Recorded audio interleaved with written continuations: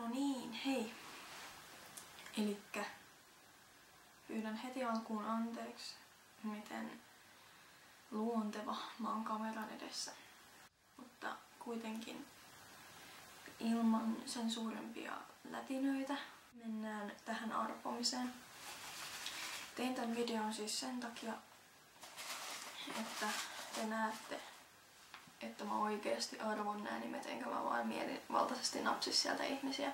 Mutta joo, aloitetaan. Täällä on siis 36 nimeä. Teitä oli aivan järkyttävä määrä. Toivon nyt, ettei kukaan suutu tästä, koska tää on ihan vaan leikkimielinen juttu.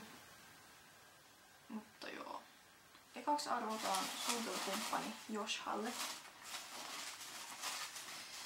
Ja täältä otetaan joku hassun hauska nimi.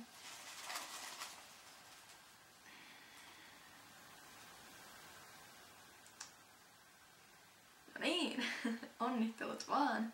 Joshan suutelukumppaniksi pääsee Fixwolfin hahmo. Joo. Ihan tarpeeksi hyvin näkyy. Se oli siis Fixwolfi. Paljon onnea. Mutta ei tässä vielä kaikki. Meillä on vielä toinen nimi arpomatta, jonka hahmo pääsee siis Valenttinen suutelukumppaniksi.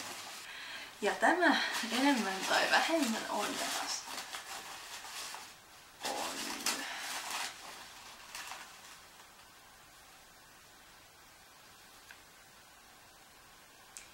Fia Dreams. Paljon onnea, hahmosi pääsee Valenttinen suutelukumppaniksi. Näkyy jonkin verran silleen, että siitä näkee selvää. Näkee selvää, saa selvää, tarkoitin. Anteeksi, huono suomen kieli.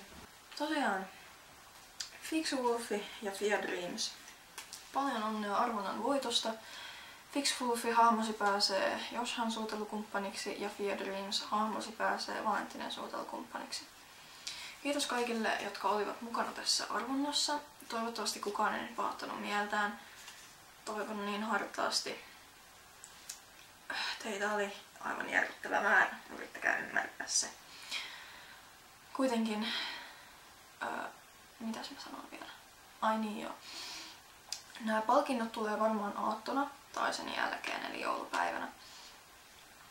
Että malttakaa odottaa siihen asti. Kuitenkin hyvät joulut kaikille ja tää oli tämmönen arvonta, että nähdään seuraavassa videossa. Hei hei!